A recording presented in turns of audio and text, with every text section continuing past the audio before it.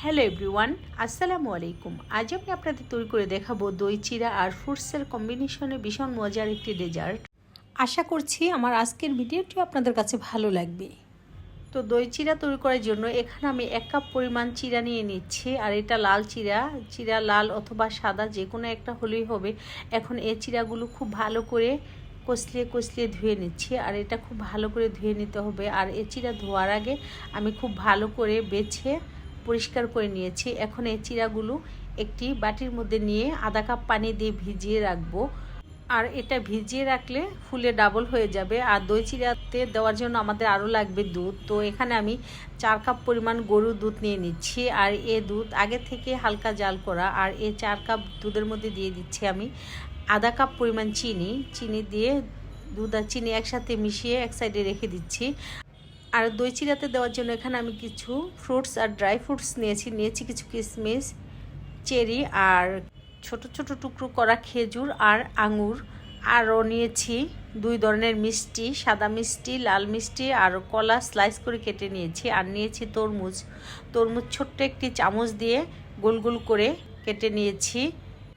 আর দই চিড়া তৈরি করতে আমাদের লাগবে দই। তো এখানে আমি মিষ্টি দই নিয়েছি। আর এটা আমার ঘরে পাতা মিষ্টি দই। আর মিষ্টি দই কিভাবে তৈরি করতে হয় তার ভিডিও আমার চ্যানেলে দেওয়া আছে, চাইলে দেখে নিতে পারেন। এখন দুধ আর চিনি জাল করে নিব। আর এই দুধ জাল করতে করতে দুধ অনেক ঘন করে নিব। 4 কাপ পরিমাণ দুধ যখন 2 কাপ পরিমাণ হবে তখনই এই দুধ চুলা থেকে নামিয়ে নিব। আর চুলার আঁচ মিডিয়াম টু লো আঁচে রেখে এ দুধ একটু সময় নিয়ে জাল করে নিব। তো এ দুধ জাল করা হয়ে গিয়েছে। এখন এটা নামিয়ে এক সাইডে রেখে দিব ঠান্ডা হওয়ার জন্য। আর এটা ঠান্ডা হওয়ার পর নর্মাল ফ্রিজে রেখে দিব আরও ঠান্ডা হওয়ার জন্য। এদিকে ভিজিয়ে রাখা চিড়াগুলো ফুলে ডাবল হয়ে গিয়েছে। আর চিড়া আমি যতটুকু পানি দিয়ে ভিজিয়েছিলাম সেটাতে এটা খুব ভালো করে ভিজে গিয়েছে। আর ভিজে যাওয়ার পর এটার মধ্যে কোনো এক্সট্রা পানি নেই। এখন এই চিড়াগুলো আমি হাত দিয়ে কষলিয়ে একটু ভেঙে নিব। আর এইভাবে ভেঙে নিলে এটা খেতে ভালো লাগে। এরপর এর মধ্যে দিয়ে দিব খুব সামান্য পরিমাণ লবণ, তারপর দিয়ে দিব পরিমাণ মতো দই দেওয়ার পর এরপরের মধ্যে দিয়ে দিব জাল করা ঘন ঠান্ডা দুধ। আর এখানে দুধের পরিমাণ একেবারে মেপে দিতে হবে না, পরিমাপ অনুযায়ী দিলে হবে। তবে এই দই চিড়া একটু পাতলা খেতে ভালো লাগে। আর দুধ দেওয়ার পর এর মধ্যে দিয়ে দিচ্ছি আমি 2 ধরনের কিশমিশ, তারপর দিয়ে দিচ্ছি কেটে রাখা খেজুর, এরপর দিয়ে দিচ্ছি কেটে রাখা আঙুর। আর এই দই চিড়ার মধ্যে অতিরিক্ত ফল না দিলেও চলবে, অল্প ফল দিয়ে এটা খেতে ভালো লাগে। তো আমার কাছে খেজুর আর কিশমিশ দিয়েও এই দই চিড়া খেতে অনেক বেশি ভালো লাগে। এখন এই দই চিড়া আমি একটি বাটির মধ্যে সার্ভ করে নিব।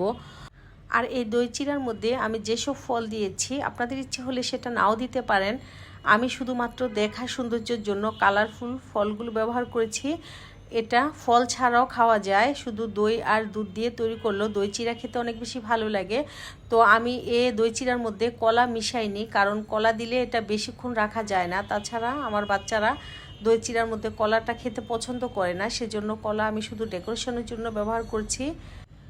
আর এখানে দেওয়ার জন্য তরমুজগুলো আমি গোল গোল বলের মতো করে কেটে নিয়েছি। তো দই চিড়ার বাটিটি সাজানোর সময় প্রথমে আমি 2 সাইডে 2টি কলা দিয়ে তারপর তরমুজের বলগুলো দিয়ে এর উপর আঙুর, তারপর খেজুর, তারপর কিশমিশ দিয়ে ডেকোরেশন করেছি। আর এরপর আমি আরেকটি গ্লাস এভাবে সাজিয়ে নেব। আর সেটার মধ্যে আমি চেরি ও মিষ্টি দিব। তো 2টি গ্লাস আমি দুভাবে সাজিয়ে নিয়েছি। তো এখানে যে কলা দিতে হবে, চেরি দিতে হবে এমন কোনো কথাই নেই।